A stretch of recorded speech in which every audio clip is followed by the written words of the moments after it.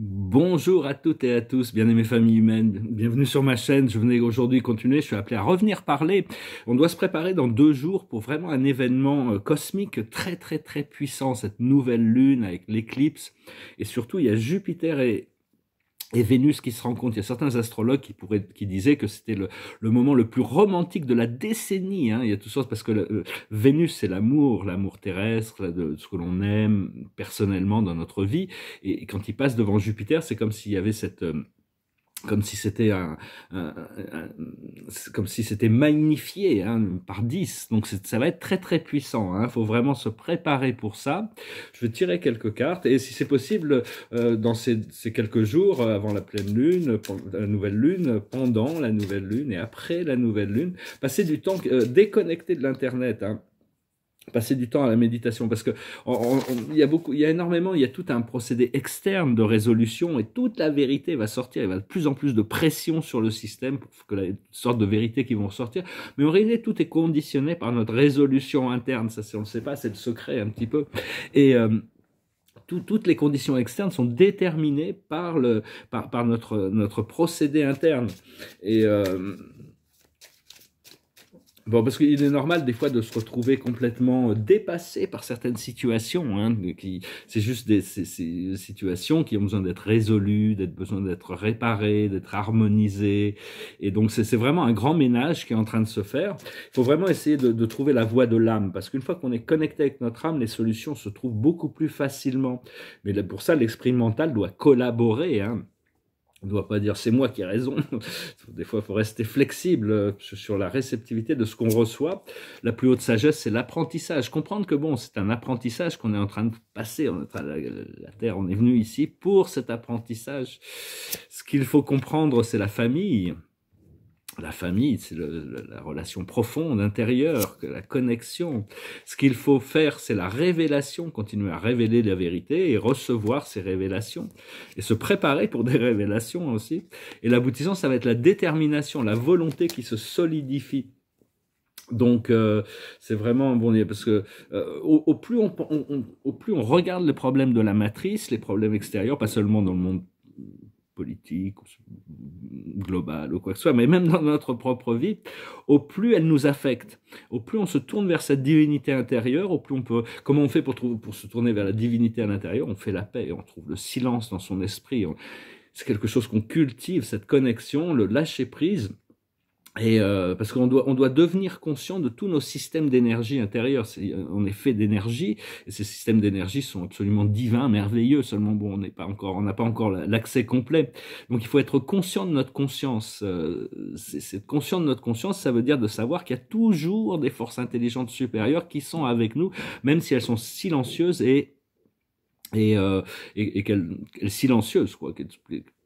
Elle n'interfère pas. Mais bon, on a toujours le moyen de prendre conscience qu'on n'est jamais vraiment seul. Il y a toujours ces présences intelligentes et il suffit de commencer à créer une relation pour toujours se sentir connecté, pouvoir recevoir l'information dans le moment quand on en a besoin. Parce que savoir que bon, pour le moment, nos guides sont là pour nous aider vers cette ascension, vers cette résolution de souveraineté intérieure. Mais après l'ascension, nos guides restent notre conseil principal. Ils vont continuer à travailler avec nous à un autre niveau. Savoir que toutes les forces en réalité, toutes les forces d'obscurité sur la planète sont en retraite. Et donc, on se rapproche vraiment, vraiment très rapidement de cette transformation que tout le monde attend. Tout le monde dirait, ouais, on voudrait que ça arrive plus vite que ça. On voudrait on sait pas quand, on sait pas qui, on sait pas comment. Mais bon, faire confiance au plan, les choses arrivent comme ça doit arriver. En réalité, le monde spirituel a une vision beaucoup plus complète et beaucoup plus équilibrée c'est pour ça que tout est amené progressivement pour que les choses puissent être intégrées. Et donc oui, c'est-à-dire que tout ce qu'on attend va arriver. Faut vraiment pas s'inquiéter, il faut vraiment se rester dans la confiance.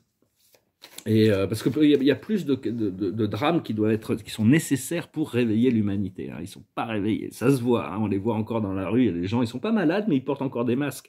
Donc ça se voit quelque part. Ils se cachent, ils ont peur, et donc c'est qu'ils ont besoin de se réveiller. Il n'y a pas de danger. Hein. Enfin, je veux dire, de toute manière, qu'est-ce qui peut arriver de pire? C'est la mort. Mais même la mort, c'est pas, on n'a pas le choix. On doit y passer. Et après la mort, il n'y a pas ce jugement. Donc les gens pensent qu'ils vont être jugés pour leurs actions. Ça n'existe pas. Il y a des gens qui après leur décès peuvent se retrouver dans des enfers complètement, mais c'est très temporaire, c'est eux-mêmes qui ont créé cet enfer par leur auto-jugement, parce qu'en réalité il n'y a pas besoin de jugement, là-haut on est venu pour avoir des expériences positives, négatives, neutres, et seulement, bon, après une fois qu'on décède, on peut faire le point avec nos guides, quelles sont les leçons qui ont été intégrées, qu'est-ce qui n'a pas été fait, et tout ça.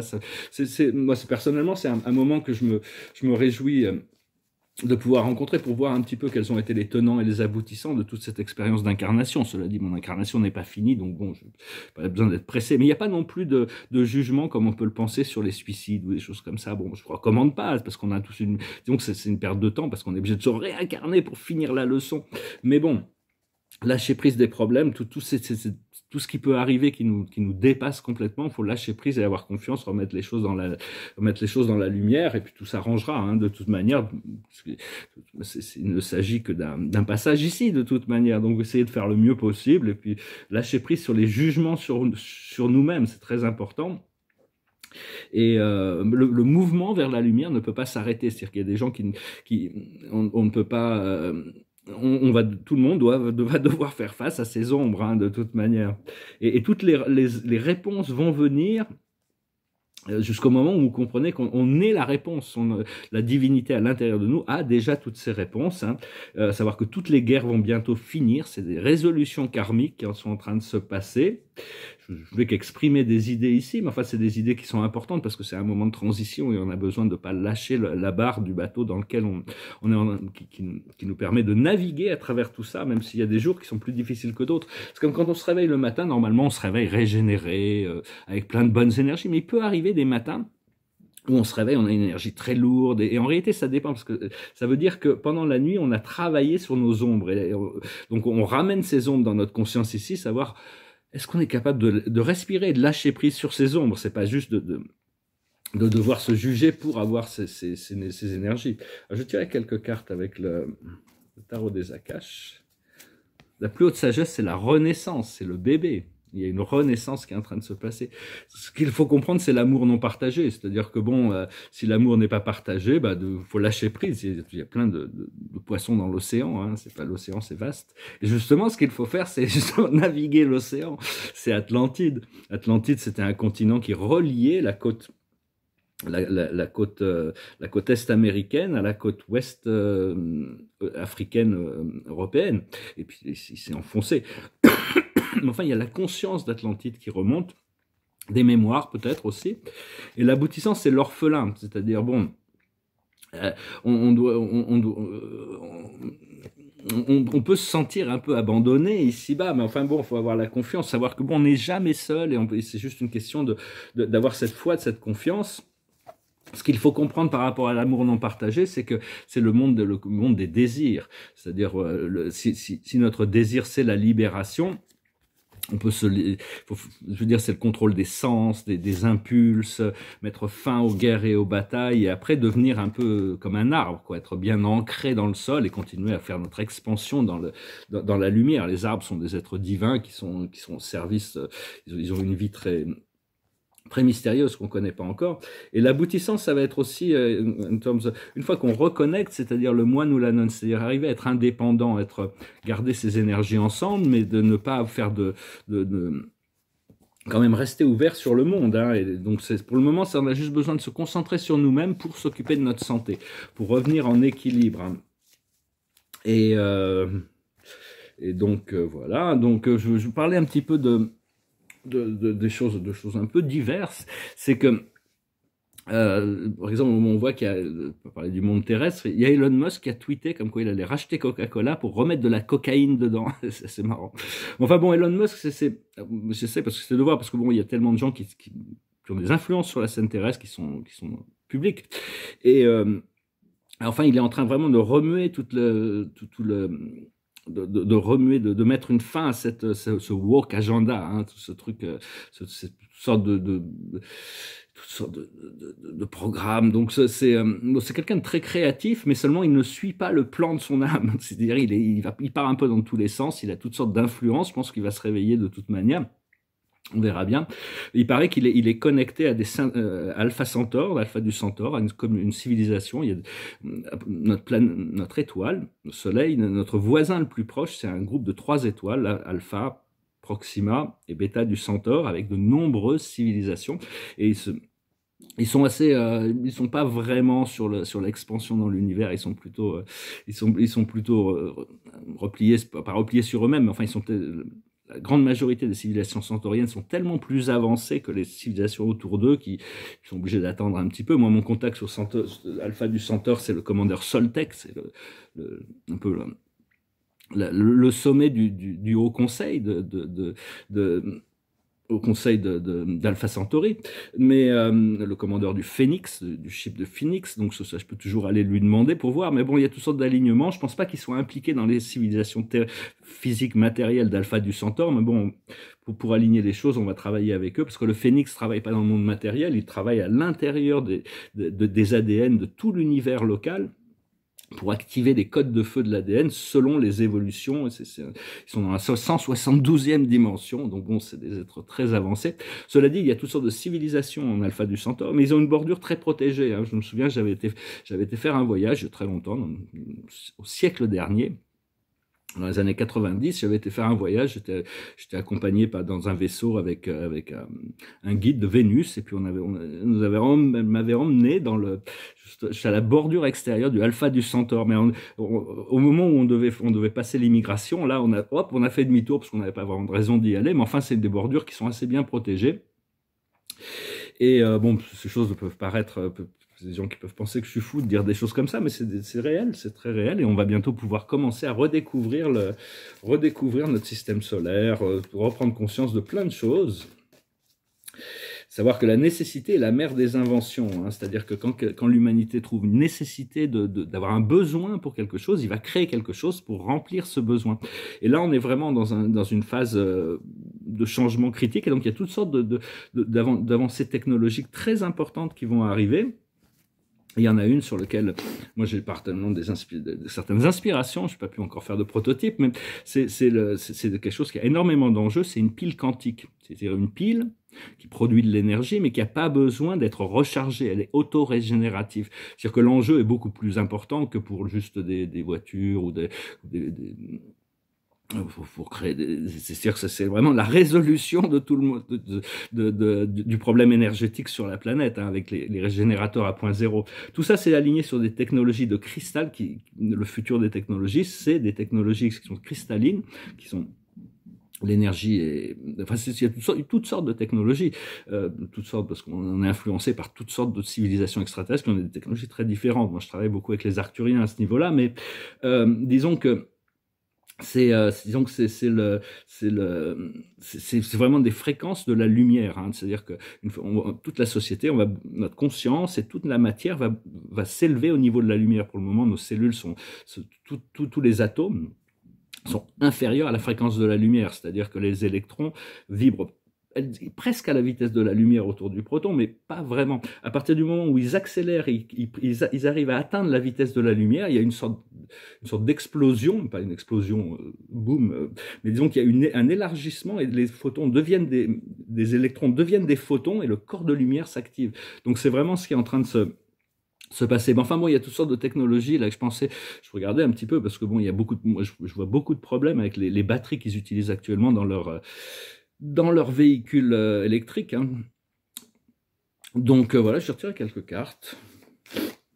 Alors que bon, au niveau il va y avoir toutes sortes de mises à jour aussi par rapport à comment on fonctionne au niveau du public, hein. C'est-à-dire qu'il doit y avoir une coopération entre tous les systèmes d'État pour fonctionner au service du peuple. Par contre, la compétition au niveau du privé, c'est quand même très très bien parce que ça permet de réguler quand même les choses et de garder les choses en équilibre. Enfin bon, là, c'est les choses que je vois comme ça. Et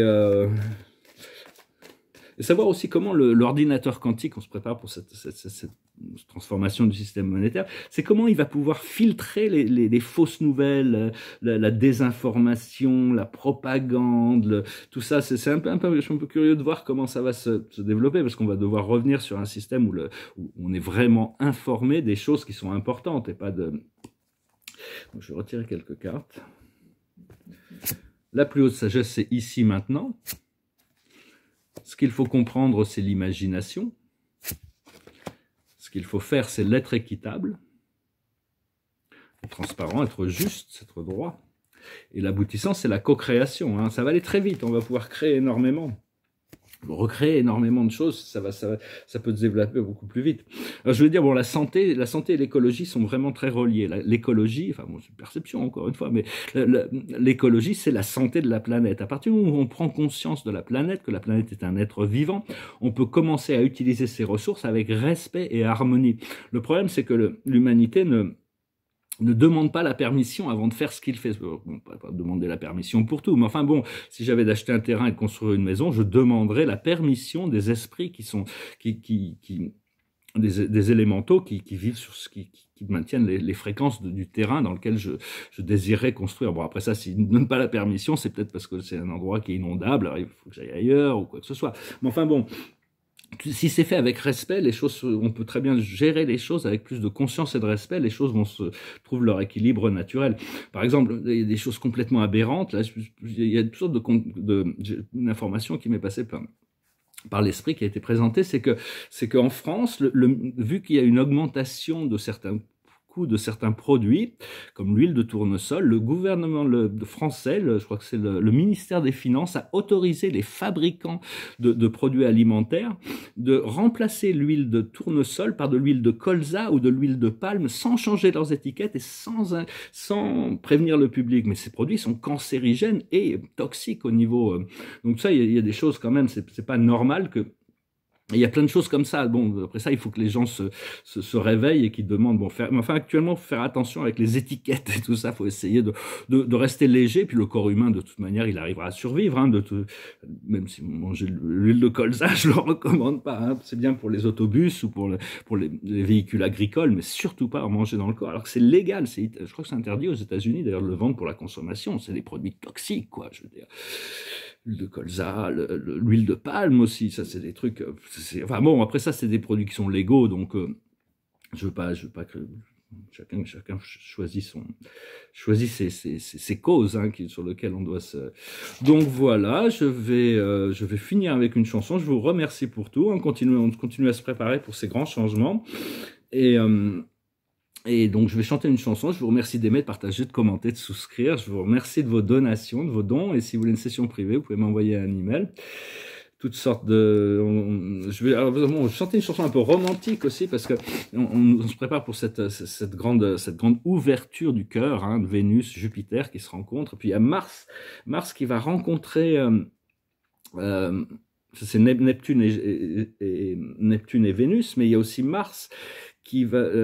non, il y a c'est Neptune qui va rencontrer Jupiter. Est-ce que Mars va rencontrer Neptune? Je sais pas. Enfin bon, j'ai pas vraiment suivi ça, mais enfin, il y a toutes sortes de configurations astrales. Il faut se préparer pour parce que bon, on reçoit l'énergie, on n'a pas besoin de tout calculer mentalement. C'est juste pendant ces quelques jours, pensez à bien connecter avec votre intérieur. Je chantais cette chanson qui me passait par la tête au moment de mon réveil ce matin, une chanson de pop musique. C'est une chanson qui s'appelle Hello.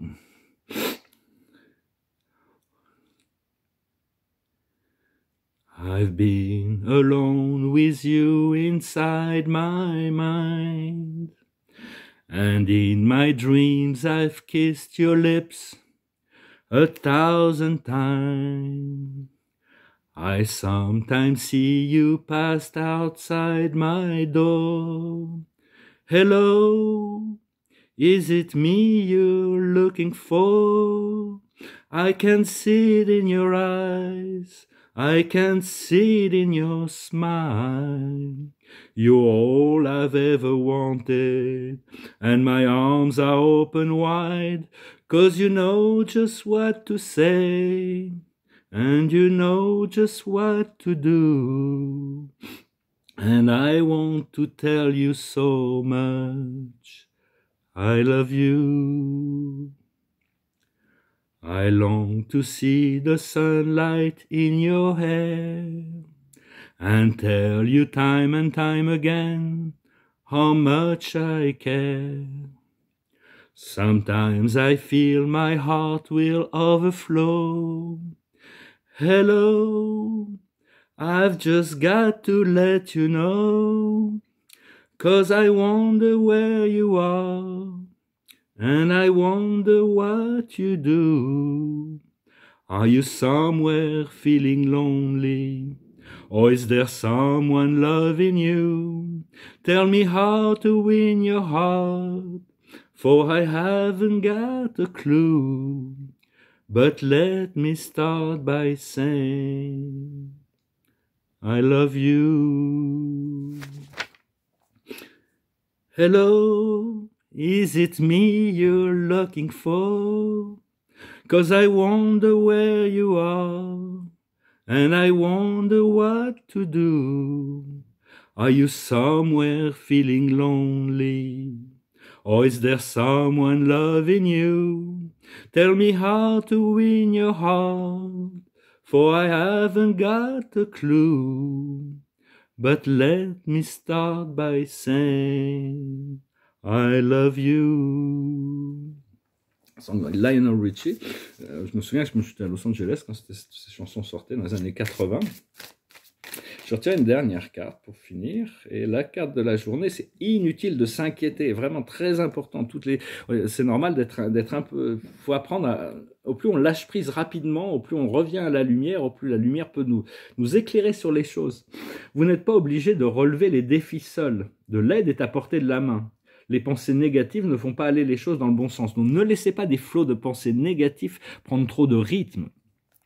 Et continuez à appeler de l'aide invisible et visible, hein, demandez aux anges d'amener toutes les personnes pour remplir pour vraiment pouvoir continuer cette co-création, hein, qu'on va se préparer pour une nouvelle phase. C'est un grand marathon qui va commencer, mais bon, déjà il y a toutes ces vérités qui vont sortir, mais enfin pour nous des travailleurs de lumière, c'est pas vraiment ces révélations, elles vont venir quand elles vont venir, c'est vraiment s'occuper de notre voie, parce qu'une fois qu'on sera dans notre voie, on sera équipé, organisé, on aura tous nos systèmes en place, on va avoir beaucoup plus de joie de créer, de co-créer, mais aussi de pouvoir avoir une influence beaucoup plus importante sur l'environnement. Donc voilà, je venais vous saluer aujourd'hui, je vous remercie pour tout. Gardez le champagne au frais, hein, de toute manière, toujours, hein, se préparer pour des célébrations. Je vous dis à bientôt, Adonai.